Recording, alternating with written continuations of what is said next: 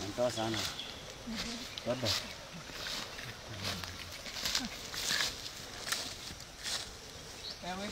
Weh. Coba ke. Hah?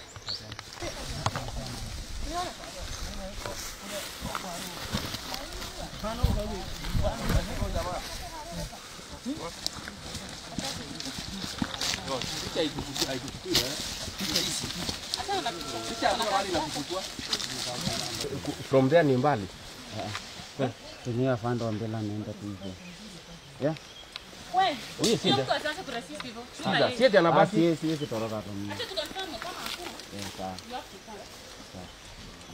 Wewe lakini wewe naona kila mtu ameenda. Tupo hapa. Tuko hapa. Sawa. Nyamongo.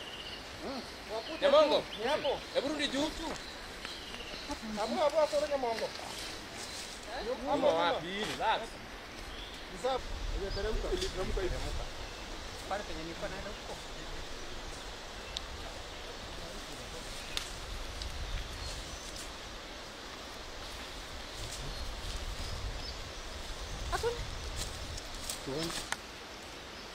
Na kiatu kwa. Mimi na suspect. Hebu muangalie shimo huko.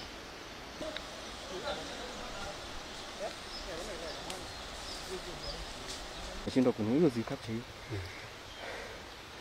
Pale iko mbali sana.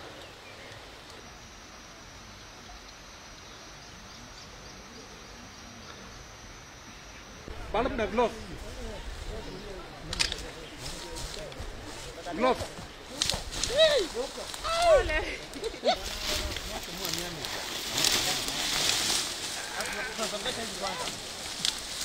Hey, hapa tutatokea wapi?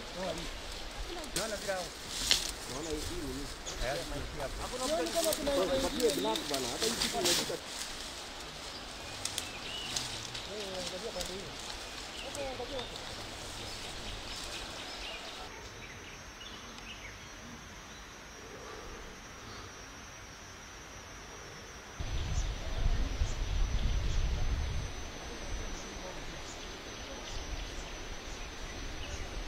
Ndio kama walikuumiza hapo. Niko nyuma tu.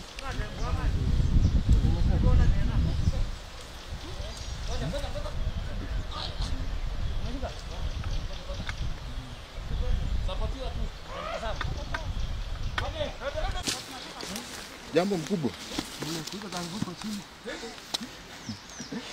Leta mkono hapa. Kusaidiana hapa chini. Oh, good.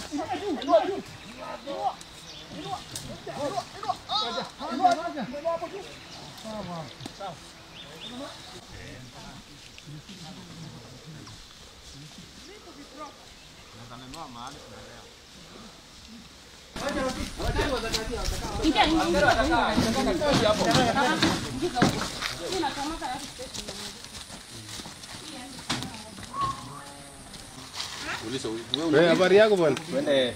Hebu mfungulie hapa. Haya sawa. Ni yeye bwana. Unamjua? Unajua yeye. Mliona alikuwa akichunga ng'ombe. Sini alikuwa anachunga ng'ombe hapa. Utoaji tunakumbea adabu kidogo.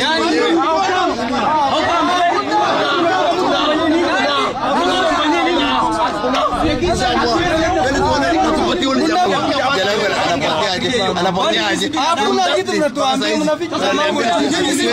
Umezunguka bro sasa hizi. Sisi ni wanadamu bwana. Kaza hata bro.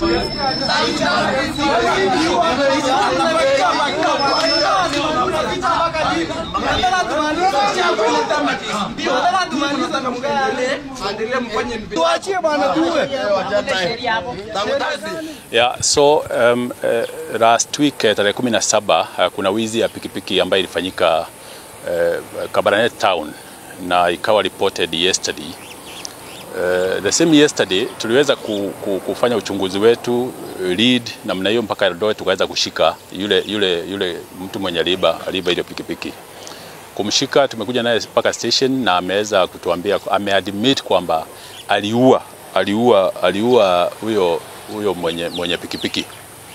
So ametuongoza mpaka kwa msitu penye walienda kutupa hiyo mwili na tumepata mwili ya the rider. Yeah. So maybe more details once we are back there. As you can see, tuko upande wa Marigat because of what happened in the morning. But mwili tushapata.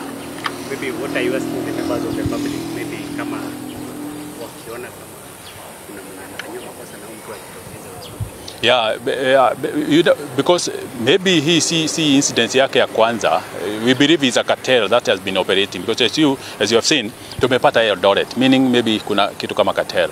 So ni vizuri kama kuna anybody mwenye labda amewahi kuibiwa pikipiki, be it here, be it Eldoret, be it anywhere else, they come forward to record statement ndio tuweze maybe ku any case. What are the charges that you want? Of course, initially it was robbery with violence, but now it badilika kuwa murder. Yeah. Thank you. Okay, mimi naitwa Alex.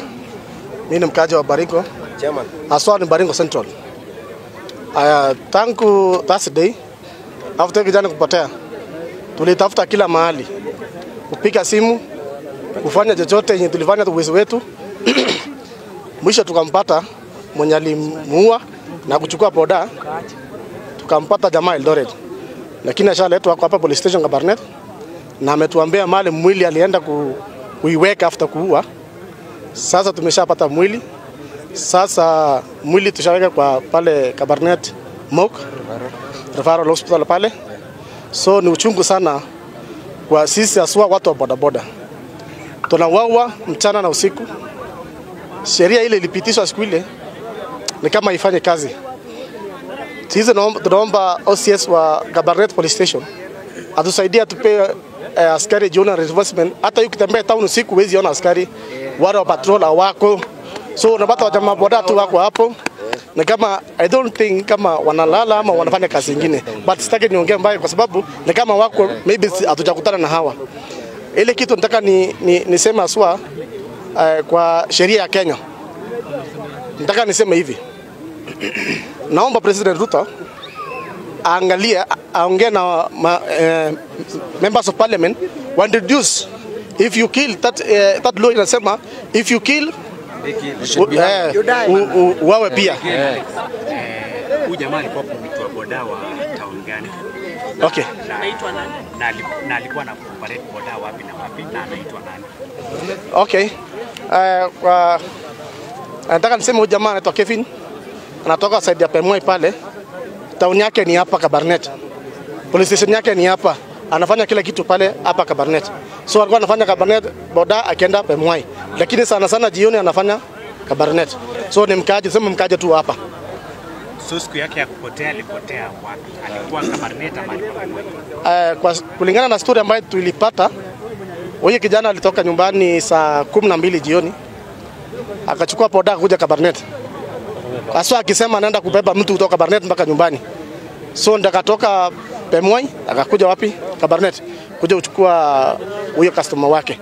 So tangu saa hiyo after kutoka Pemoi mpaka wa leo hakuwahi rudi. Ni kama alikuwa amefanywa njama na mwenye alimuua ni yeye aswa, tuna suspect yeye ndo alipigia simu.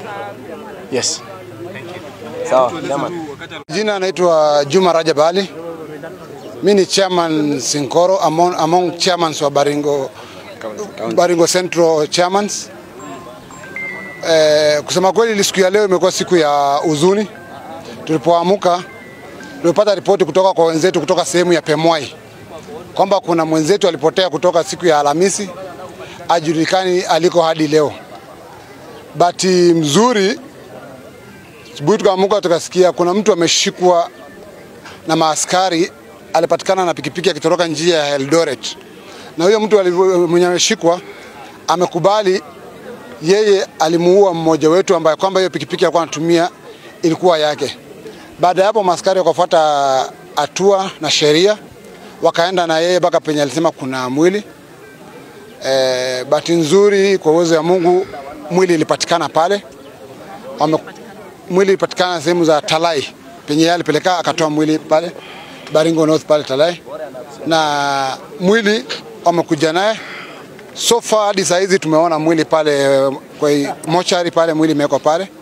Na huyo mtu ako katika police station hapa Kabarnet. So far mpaka saa hizi tujajua maaskari watafuata sheria namna gani but ukweli ni hiyo mwili iko pale mochari na huyo mshikiwa ako pale station. Na mzao kuna wengine. Kwanza kabisa ningeweza kusema sisi kama watu ya bodaboda, security yetu kwa sisi wenyewe kwanza sio sawa. Kwa sisi wenyewe kwanza sio sawa kabla tujafikia wale kitengo ya usalama. Kwa nini nitasema sio sawa? Sisi wenyewe tunafanya pikipiki usiku hatujuani. Ni jambo la muhimu kwanza, kama sisi wenyewe tunafanya pikipiki usiku tunajuana sisi wenyewe, itakuwa rahisi sisi kudili na wale wakora wenye wanaingia katikati yetu.